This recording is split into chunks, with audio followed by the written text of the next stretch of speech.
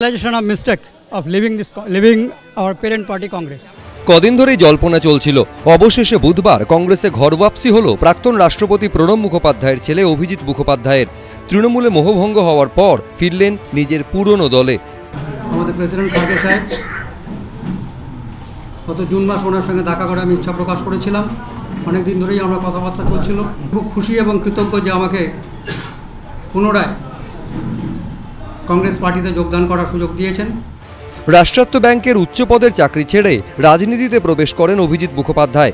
2012 সালে বাবার ছেড়ে যাওয়া জঙ্গিপুর আসন থেকে কংগ্রেসের টিকিটে উপনির্বাচনে জিতে সাংসদ হন তিনি।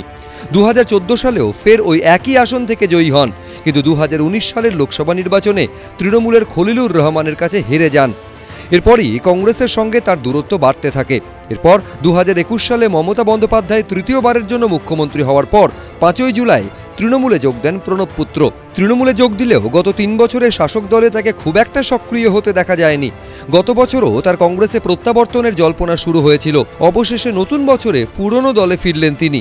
দিন ধরে রিয়েলাইজ করেছিলাম ছেড়ে আমার ইম্পালসিভ হয়ে যাওয়া উচিত হয়নি। গিয়েছিলাম, দিদিমণির ভাইপো ডেকেছিলেন, কিন্তু ওই ডাকে সাড়া দেওয়াটা আমার উচিত হয়নি, কংগ্রেস ছাড়াটা উচিত হয়নি। That is a mistake. এই মিস্টেকটাকে আমি আন্ডু করার জন্য আবার ফেরত এসেছি। কী কারণে মোহভঙ্গ হলো তৃণমূলের প্রতি? না, আমি গিয়েই আমার মনে হলো এটা ঠিক হলো না। এদিন কলকাতায় প্রদেশ কংগ্রেসের সদর দফতর বিধান ভবনে দলের কেন্দ্রীয় পর্যবেক্ষক গোলাম আহমেদ মীরের উপস্থিতিতে এবং প্রদেশ কংগ্রেস সভাপতি শুভঙ্কর সরকারের হাত ধরে কংগ্রেসে ফেরেন প্রণব পুত্র। আমাদের দলে নতুনভাবে যুক্ত হচ্ছেন অভিজিৎ মুখার্জি। তিনি অন্য একটি রাজনৈতিক দলে যুক্ত হয়েছিলেন।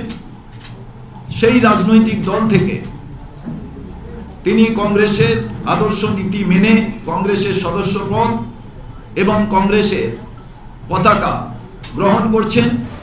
সামনের বছর রাজ্য বিধানসভার হাই ভোল্টেজ নির্বাচন, সেখানে কি কংগ্রেসের হয়ে নির্বাচনী লড়াইয়ে নামবেন প্রণব পুত্র?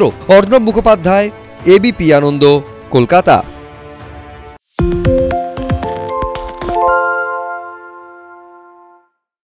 সত্য অন্তহীন, সত্যের খোঁজও তাই, সত্য সন্ধানে তাই আমরা অক্লান্ত, অকুতভয়। এবিপি আনন্দ নতুন ভাবনার প্রতীক, যা মনে মুক্ত, তথ্যে যুক্ত এবং যাবতীয় সীমানার বাঁধন থেকে মুক্ত।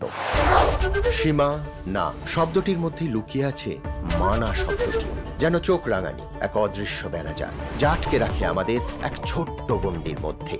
একমাত্র সঠিক খবরই গড়ে তুলবে এক মুক্ত সমাজ। সেই জগৎ গড়ার লক্ষ্যে কোনো সীমানার ঠুকুটি আমরা মানব না। এবিপি আনন্দ এগিয়ে থাকে, এগিয়ে রাখে। পালিয়েছে তাই নাকি? রাত্রে বাংলা গুজব চায় না, বাংলা খবর চায়। বাংলা খবর, বাংলার খবর।